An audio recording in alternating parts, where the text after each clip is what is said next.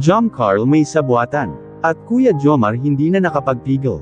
Magandang araw sa inyong lahat mga kalingap, sanay hindi nyo po makalimutan na mag-like sa video na ito mga kalingap. At paunawa tapusin muna ang kabuuhan ng video na ito mga kalingap at para malaman ang nilalaman nito. At maraming salamat po mga kalingap sa pagpatuloy na pagsuporta lalo na kay Kuya Val Santos Matubang at Kalingap Rab. Sino kaya mga kalingap ang nasa likod ng sabwatan sa Jom Carl? At gaano ba ito katotoo mga kalingap? Yan ang ating malalaman na mamaya mga kalingap. Pag-uusapan muna natin ang patungkol sa tambalan ng Jom Carl mga kalingap dahil sa ito ang inaabangan ng lahat kung kailan maipalalabas ang kanilang bagong episode mga kalingap at sobrang ang dami ng excited sa bagong episode ng serye ng Jom Carl mga kalingap dahil sa ang dami na namang mangyayari sa ginagawang bagong episode ng Jom Carl. At nasabi ko na nga sa inyo mga kalingap sa nakaraang upload natin patungkol sa Jom Carl. At isa na nga dito ang patungkol sa ikalawang date ng Jom Carl. Dahil sa maraming nabibitin sa nakaraang episode ng Jom Carl at lalo na sa ginagawang date nila ni Carla at Kuya Jomar ay ngayon bagong episode na aabangan natin mga kalingap ay tiyak na hindi na mabibitin ang lahat dahil dito na rin mangyayari ang pangalawang date nila ni Carla at Kuya Jomar mga kalingap. At naipagsabi ko nga sa inyo na sila ay nakatakdang mag-date sa tabing dagat mga kalingap at tiyak na napakasaya at espesyal ang date na yun dahil sa iba talaga kung nasa tabing dagat kayo gagawa ng date dahil sa maraming pwedeng gagawin dito mga kalingap. At hindi lang date ang pwede na gagawin nila mga kalingap.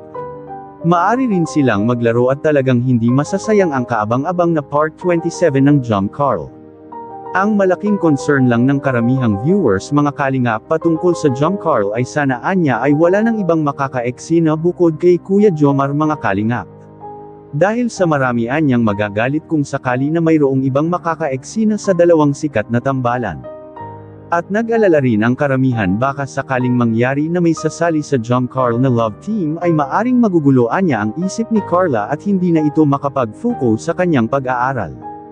Which is tama naman po ito mga kalingap dahil si Kuya Jomar ang naunang mangliligaw ay hihintayin na lang natin kung saan aabot ang ligawan ng dalawa mga kalingap. Ngunit kahit ganun pa man ay ang desisyon pa rin ni Carla ang masusunod mga kalingap at hindi ang Team Kalingap. At paalala lang po ang serye ng Jom Carl ay pampo good vibes lang ito at hindi ito nagbabase sa totoong buhay nila mga kalingap. At totoo ba talagang may nagaganap na sabwatan ng Jom Carl? Yan ang atin ang malalaman ngayon mga kalingap. Ayon sa ating kaalaman pa tungkol sa Jom Carl mga kalingap, ay mayroong isang malaking grupo na siyang sumusuporta ng Jom Carl na serye mga kalingap at walang iba ang Jom Carl 18. At sa panig naman ng mga K-boys ay maaring nagkataon lang na may nahagap sa kamera at nabigyang pansin ito.